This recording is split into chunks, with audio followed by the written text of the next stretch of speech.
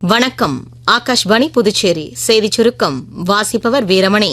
காசாவில் இஸ்ரேல் நடத்திய தொடர் வான்வழி தாக்குதலில் குறைந்தது 33 பாலஸ்தீனியர்கள் கொல்லப்பட்டனர்.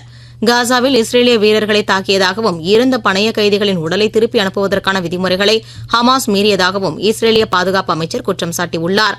இந்த குற்றச்சாட்டை ஹமாஸ் மறுத்துள்ளது. புதுச்சேரியில் மண்புழு உரம் தொட்டி மற்றும் மண்புழு உரப்படுகை மானிய விலையில் அமைப்பதற்கு விண்ணப்பித்தவர்களில் தகுதியான விவசாயிகள் தேர்ந்தெடுக்கப்பட்டு அவர்களின் பெயர் பட்டியல் சமூக தணிக்கைக்காக உழவர் உதவியகங்களின் அறிவிப்பு பலகையில் வெளியிடப்பட்டுள்ளது. இப்பட்டியலில் ஆட்சேபனை இருப்பின் நவம்பர் 6ஆம் தேதிக்குள் புதுச்சேரி தாவரவியல் பூங்காவில் உள்ள கூடுதல் வேளாண் இயக்குநர் அலுவலகத்தில் எழுத்துப்பூர்வமாக தெரிவிக்குமாறு கேட்டுக் கொள்ளப்பட்டுள்ளது. வங்கக்கடலில் உருவான மோந்தா தீவிர புயல் காக்கிநாடா அருகே அதிகாலை கரையை கடந்ததாகவும் கடக்கும்போது மணிக்கு 90 முதல் 100 கிலோமீட்டர் வேகத்தில் காற்று வீசியதாகவும் வானிலை ஆய்வு மையம் தெரிவித்துள்ளது. மோந்தா புயல் ஆந்திர மாநிலத்தில் கோனசீமா மற்றும் காக்கிநாடா உள்ளிட்ட 7 மாவட்டங்களில் பெரும் சேதத்தை ஏற்படுத்தியுள்ளது. பலத்த காற்றில் மரம் விழுந்ததில் கோனசீமாவில் ஒருவர் உயிரிழந்தார். 43,000 ஹெக்டேர் பயிர்கள் நாசமாகின. சாலைகள், மின் இணைப்புகள் மற்றும் கடற்கரை சாலைகள் மோசமாக பாதிக்கப்பட்டன. 76,000க்கும் மேற்பட்ட மக்கள் பாதுகாப்பான தங்குமிடங்களுக்கு மாற்றப்பட்டனர்.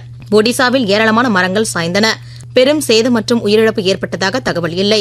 நிலச்சரிவு காரணமாக சாலை போக்குவரத்து துண்டிக்கப்பட்டன. தமிழ்நாட்டில் மழை இருக்காது என வானிலை ஆய்வு மையம் தெரிவித்துள்ளது. ஆய்வு மையத்தின் அறிவிப்புக்கு பிறகு மீன்பிடிப்பு நடவடிக்கைகள் தொடங்கும். இத்துடன் இந்த செய்திச் சுருக்கம் நிறைவு பெறுகிறது.